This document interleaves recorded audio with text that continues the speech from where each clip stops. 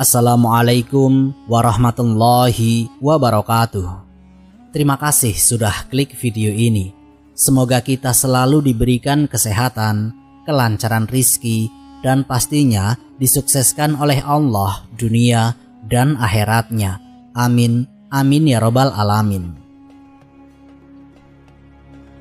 Kisah Nabi Sam'un alaihi salam dan hubungannya dengan asal muasal Lailatul Qadar adalah salah satu kisah penuh hikmah dalam sejarah kenabian. Nabi Sam'un al-Ghazi alaihi salam, seorang nabi yang memiliki berbagai nama dalam bahasa yang berbeda. Dalam bahasa Arab, beliau dikenal sebagai Sam'un atau Simson. Sementara dalam bahasa Ibrani disebut Simson. Dalam bahasa Tiberias juga disebut Simson. Dan dalam Alkitab Nasrani dikenal sebagai Samson. Nama Sam'un sendiri berarti yang berasal dari matahari. Sedangkan Al-Ghazi berarti yang berasal dari Gaza, yang kini berada di wilayah Palestina.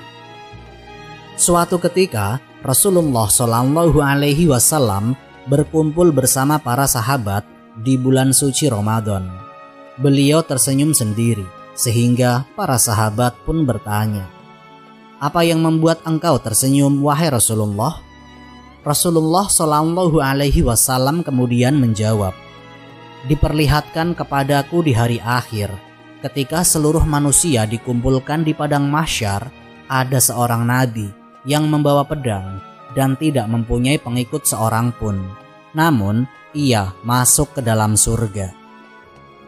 Nabi yang dimaksud adalah Sam'un al-Ghazi alaihi salam. Sebelum melanjutkan kisah ini, mari bersama-sama dukung channel ini dengan cara klik tombol subscribe dan tekan tombol lonceng notifikasinya, supaya channel ini bisa berkembang dan bisa memberikan manfaat bagi banyak orang.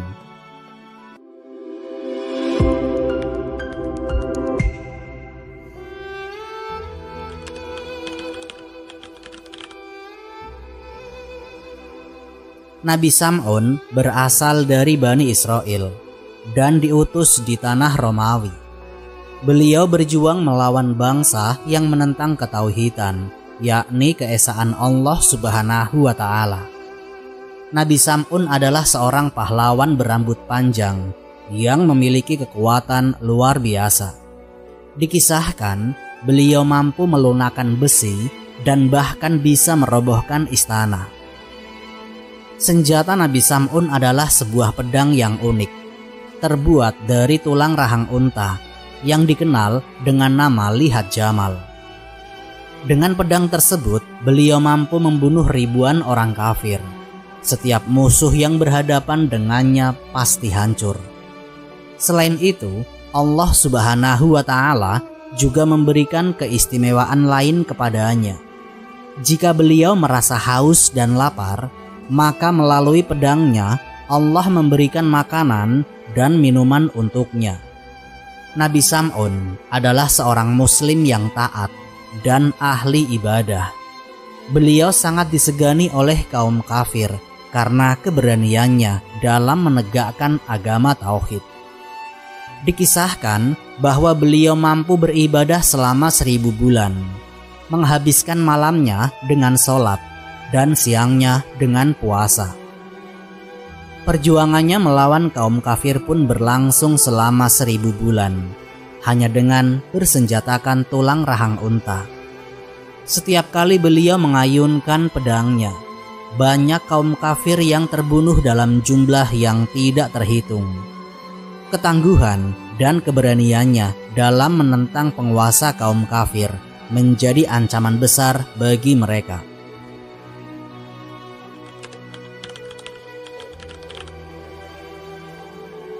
Raja Bani Israel yang zalim pun merasa kewalahan menghadapi Nabi Sam'un. Akhirnya mereka mencari cara untuk menaklukkannya. Dengan penuh kebencian, para pemuka kafir berusaha mencari kelemahan Nabi Sam'un. Atas nasihat para penasehatnya, Raja Bani Israel mengeluarkan pengumuman bahwa barang siapa yang dapat menangkap Sam'un al-Ghazi akan mendapatkan hadiah berupa emas dan permata yang berlimpah. Akhirnya, ide licik pun ditemukan. Mereka menawarkan hadiah berupa uang dan perhiasan yang berlimpah kepada istri Nabi Sam'un al-Ghazi dengan syarat ia bersedia melumpuhkan suaminya. Ternyata istri Nabi Sam'un adalah orang kafir. Ia pun tergiur oleh hadiah itu. Kaum kafir pun memanfaatkannya untuk membunuh Nabi Sam'un al-Ghazi. Setelah dirayu dengan imbalan yang menggiurkan, sang istri pun mengiyakan ajakan kaum kafir untuk membunuh suaminya sendiri. Karena tergiur dengan harta benda yang banyak, akhirnya ia mau melakukan kejahatan itu.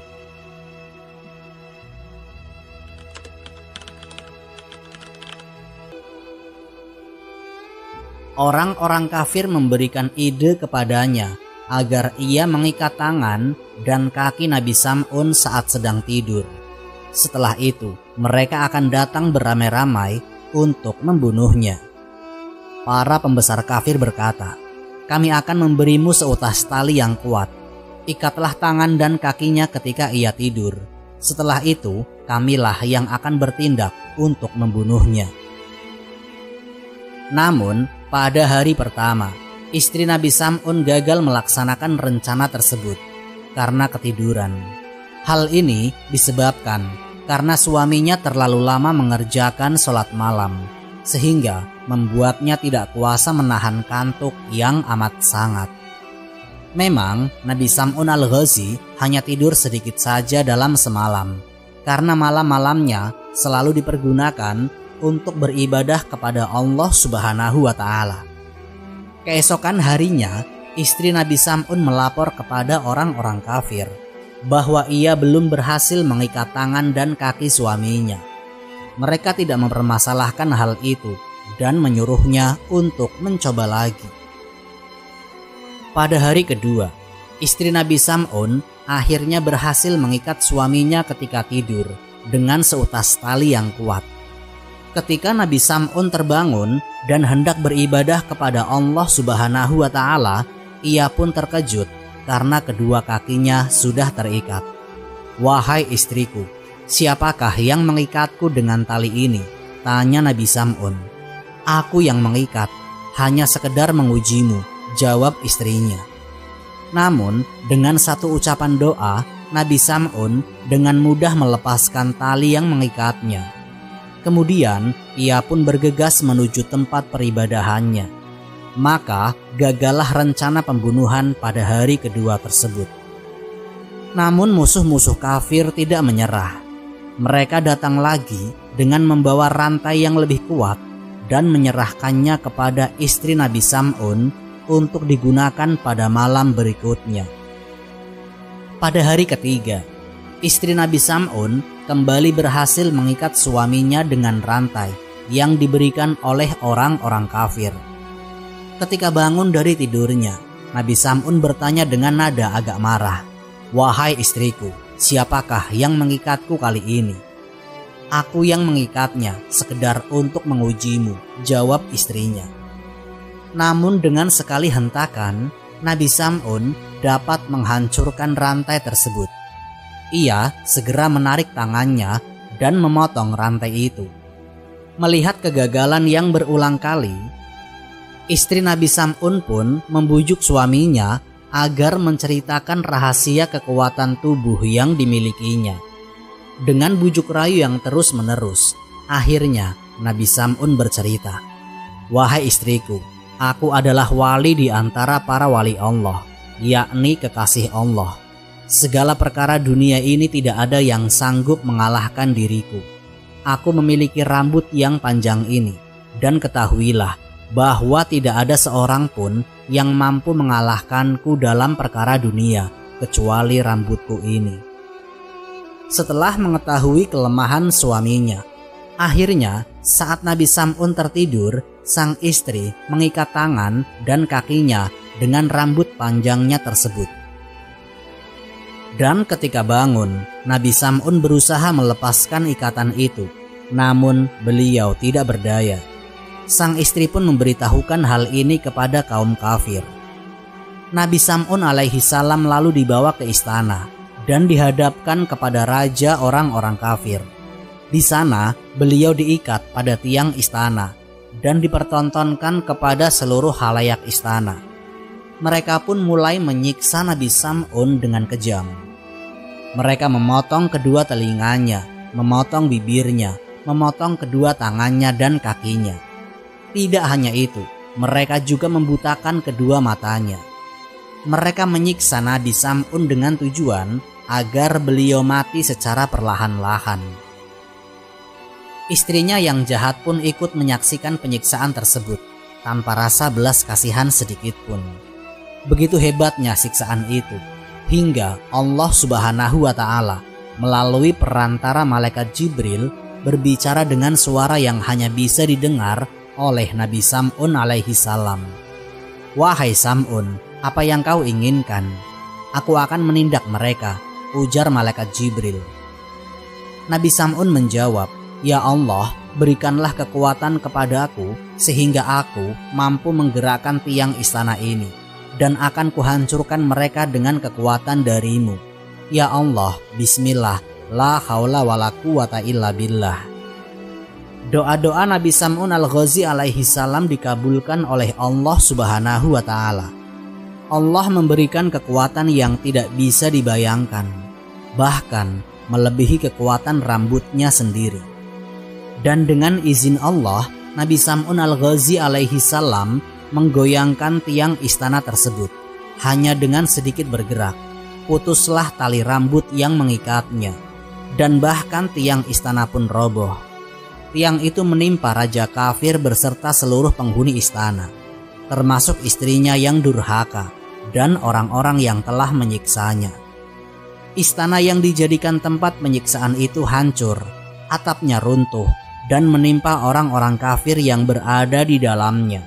Semuanya mati, hanya Nabi Sam'un seorang yang selamat.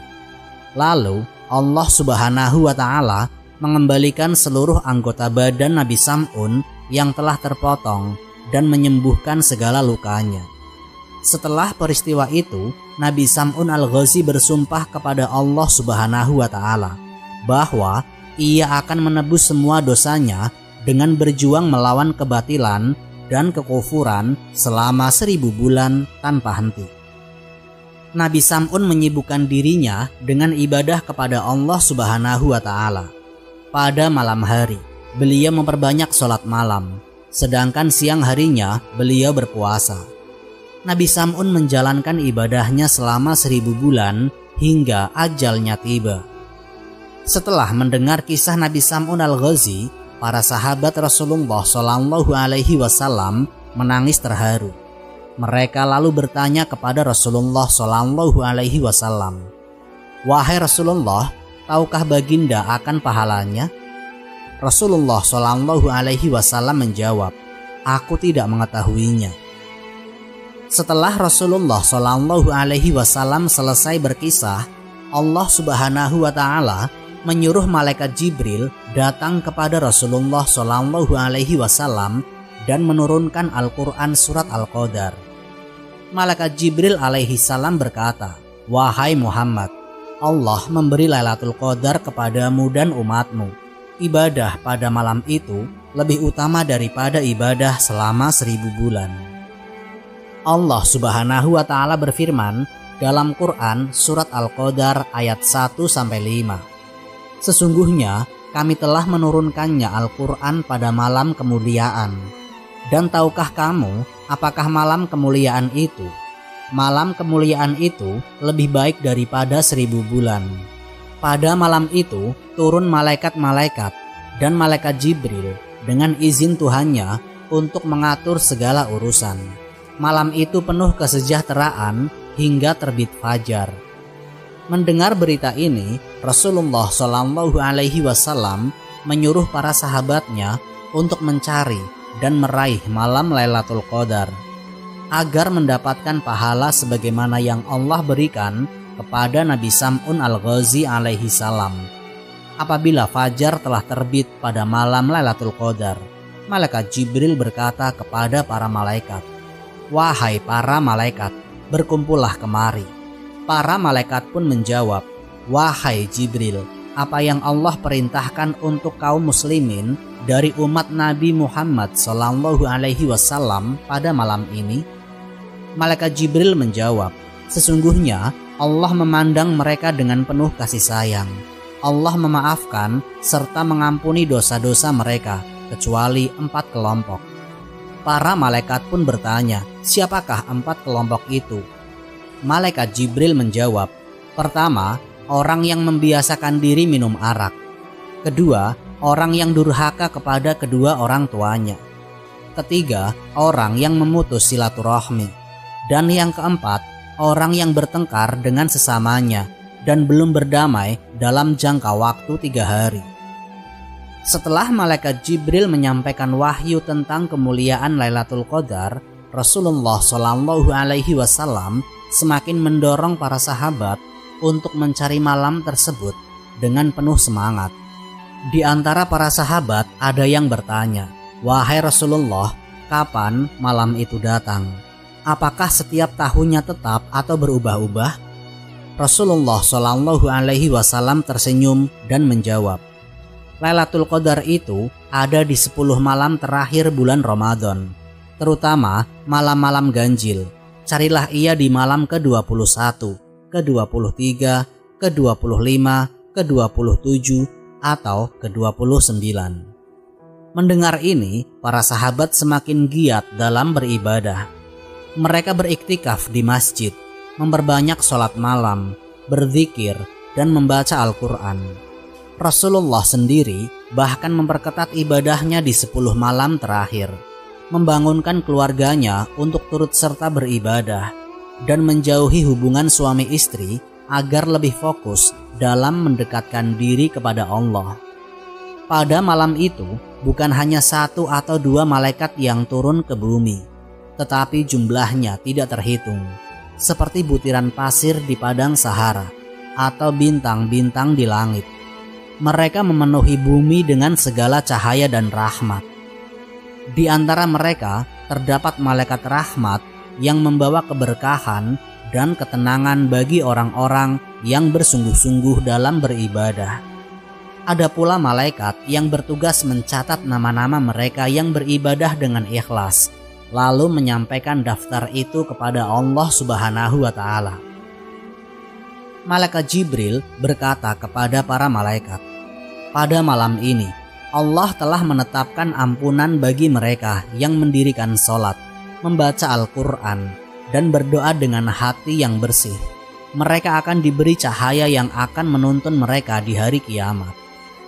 Para malaikat pun mengitari rumah-rumah kaum muslimin, mencari siapa saja yang sedang beribadah.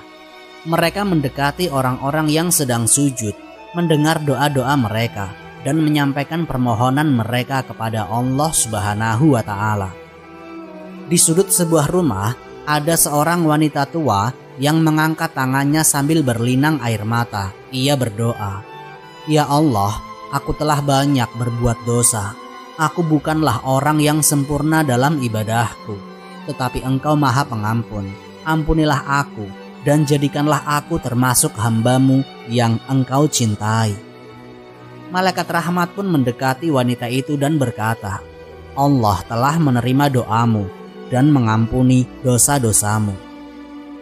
Namun tidak semua orang mendapatkan rahmat ini. Ada 4 golongan yang tetap berada dalam kegelapan meskipun malam itu penuh cahaya. Malaikat Jibril menjelaskan kepada para malaikat bahwa ada 4 golongan yang tidak akan mendapatkan ampunan meskipun Lailatul Qadar penuh dengan keberkahan. Orang pertama adalah mereka yang membiasakan diri meminum arak. Mereka telah menjadikan minuman keras sebagai bagian dari hidupnya, mengabaikan perintah Allah dan melupakan kewajiban mereka sebagai hamba-Nya. Orang kedua adalah mereka yang durhaka kepada kedua orang tuanya.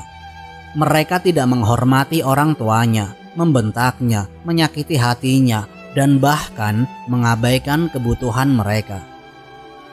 Orang ketiga adalah mereka yang memutus silaturahmi. Mereka enggan berhubungan dengan saudara, kerabat, dan kaum muslimin karena dendam atau kesombongan. Orang keempat adalah mereka yang bertengkar dengan sesama dan belum berdamai dalam waktu 3 hari.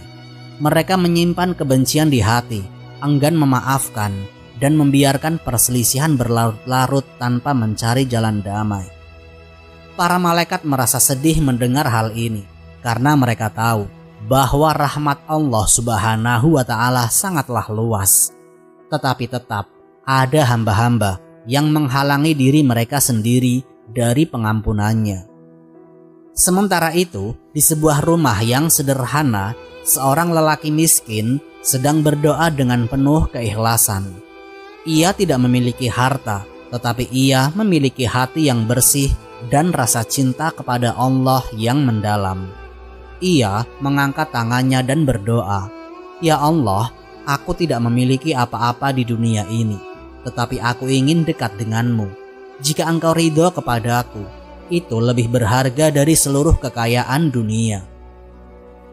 Malaikat Jibril tersenyum dan berkata kepada para malaikat, "Lihatlah hamba ini, ia lebih mulia di sisi Allah daripada raja-raja yang sombong. Allah telah mencatat namanya di antara mereka yang mendapat keberkahan malam ini." Pada saat itu, sebuah cahaya lembut turun ke rumah lelaki itu. Ia merasakan kedamaian yang belum pernah ia rasakan sebelumnya. Seakan-akan beban hidupnya telah terangkat. Itulah salah satu tanda bahwa ia telah mendapatkan keberkahan Lailatul Qadar. Saat fajar mulai menyingsing, para malaikat bersiap kembali ke langit. Malaikat Jibril memanggil mereka dan berkata, "Tugas kita telah selesai. Kita telah menyaksikan hamba-hamba Allah yang beribadah dengan ikhlas dan mencatat mereka yang mendapat ampunan. Kini saatnya kita kembali ke hadapan Allah dan melaporkan segala yang telah kita saksikan." Para malaikat pun naik ke langit membawa catatan amal manusia. Di antara mereka ada yang tersenyum karena melihat banyaknya orang yang diampuni. Tetapi ada pula yang bersedih karena melihat masih banyak yang terhalang dari rahmat Allah. Malam itu berakhir, tetapi keberkahannya terus berlanjut bagi mereka yang telah bersungguh-sungguh dalam ibadah. Rasulullah SAW pun mengingatkan umatnya, barang siapa yang mendirikan sholat pada malam Lailatul Qadar dengan iman dan mengharapkan pahala dari Allah, maka diampuni dosa-dosanya yang telah lalu. Sejak malam itu, umat Islam dari generasi ke generasi terus mencari dan berburu Lailatul Qadar, berharap mendapatkan keberkahan yang lebih baik dari 1000 bulan. Setelah malam yang penuh keberkahan itu berlalu, para sahabat masih diliputi ketenangan dan cahaya iman. Mereka merasakan kedamaian yang sulit diungkapkan dengan kata-kata. Rasulullah SAW berkumpul dengan mereka di masjid dan kembali mengingatkan tentang keutamaan malam yang telah mereka cari dengan penuh kesungguhan. Beliau bersabda, "Telah datang kepadamu bulan Ramadan, bulan yang penuh berkah. Allah mewajibkan atas kalian berpuasa di dalamnya. Pada bulan ini, pintu-pintu surga dibuka, pintu-pintu neraka ditutup, dan setan-setan dibelenggu. Di dalamnya terdapat satu malam yang lebih baik daripada 1000 bulan. Barang siapa yang terhalang dari kebaikannya, sungguh ia terhalang dari kebaikan yang besar." Hadis riwayat Ahmad dan An-Nasai. Para sahabat pun terdiam merenungkan betapa besar karunia yang telah Allah limpahkan kepada mereka. Beberapa di antara mereka bertanya, "Wahai Rasulullah, jika aku mengetahui kapan Lailatul Qadar itu terjadi, apa yang harus aku lakukan?" Rasulullah SAW tersenyum dan menjawab, "Ucapkanlah, Allahumma innaka afuwun karim, tuhiful afwa fa'fu anni." Ya Allah, sesungguhnya Engkau Maha Pengampun dan mencintai ampunan, maka ampunilah aku. Hadis riwayat Tirmidzi dan Ibnu Majah. Mendengar hal ini, seorang sahabat bernama Abu Hurairah radhiyallahu anhu bertanya, "Wahai Rasulullah, apa tanda-tanda Lailatul Qadar?" Rasulullah menjawab, "Lailatul Qadar adalah malam yang tenang, tidak panas dan tidak dingin. Keesokan harinya, matahari terbit tanpa sinar yang menyilaukan." Hadis riwayat Muslim. Para sahabat pun semakin bersemangat untuk terus mencari malam tersebut di setiap tahunnya. Mereka tidak ingin kehilangan keberkahan dan rahmat yang Allah janjikan. Kemudian Rasulullah SAW mengingatkan mereka dengan firman Allah dalam Al-Quran surat Al-Qadar. "Sesungguhnya kami telah menurunkan Al-Quran pada malam Lailatul Qadar. Dan tahukah kamu apakah Lailatul Qadar itu? Lailatul Qadar itu lebih baik dari 1000 bulan. Pada malam itu turun para malaikat dan ruh Jibril dengan izin Tuhan mereka untuk mengatur segala urusan. Malam itu penuh kesejahteraan hingga terbit fajar." Quran surat Al-Qadar ayat 1-5. Mendengar ayat ini, para sahabat semakin yakin bahwa malam Lailatul Qadar bukan sekedar malam biasa. Itu adalah malam di mana takdir ditentukan, di mana doa-doa dikabulkan, dan di mana ampunan Allah meliputi siapa saja yang mencarinya dengan hati yang bersih. Seorang sahabat lain bertanya, "Wahai Rasulullah, apakah benar malam itu takdir manusia ditentukan?" Rasulullah SAW menjawab, "Pada malam itu ditentukan segala sesuatu di dalam setahun ke depan, termasuk ajal, rizki, dan segala urusan manusia." Hadis riwayat At-Tabrani. Salah seorang sahabat bernama Abdullah bin Mas'ud radhiyallahu anhu pun bertanya, "Wahai Rasulullah, bagaimana agar kita tidak terhalang dari keberkahan malam itu?" Rasulullah SAW menjawab, "Barang siapa yang mendirikan sholat pada malam Lailatul Qadar dengan iman dan mengharap pahala dari Allah, maka akan diampuni dosa-dosanya yang telah lalu." Hadis riwayat Bukhari dan Muslim. Malam itu telah berlalu tetapi semangat para sahabat tidak pernah surut. Mereka terus menanti datangnya Ramadan berikutnya, berharap dapat kembali bertemu dengan malam yang lebih baik dari 1000 bulan. Sejak saat itu, umat muslim dari generasi ke generasi selalu mencari malam Lailatul Qadar dengan penuh harapan. Mereka mempersiapkan diri, meningkatkan ibadah, dan memperbanyak doa agar tidak terlewat dari keutamaan malam yang penuh rahmat tersebut. Sungguh, mereka yang merindukan malam Lailatul Qadar dengan keimanan akan mendapatkan kemuliaan sebagaimana janji Allah dalam Al-Quran.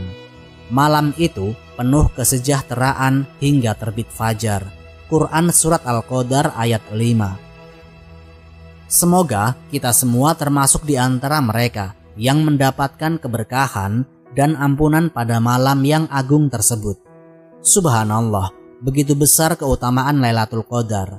Semoga kita termasuk hamba yang meraihnya dan mendapatkan ampunan Allah Subhanahu wa Ta'ala. Semoga pembahasan ini memberikan manfaat dan menambah wawasan kita. Jika ada kekurangan atau kesalahan, mohon dibukakan pintu maaf yang selebar-lebarnya. Kebenaran berasal dari Allah Subhanahu wa Ta'ala, sementara kehilafan dan kesalahan adalah dari diri saya sendiri sebagai manusia biasa. Sampai jumpa di kisah-kisah seru dan penuh makna berikutnya. Akhirul kalam, wassalamualaikum warahmatullahi wabarakatuh.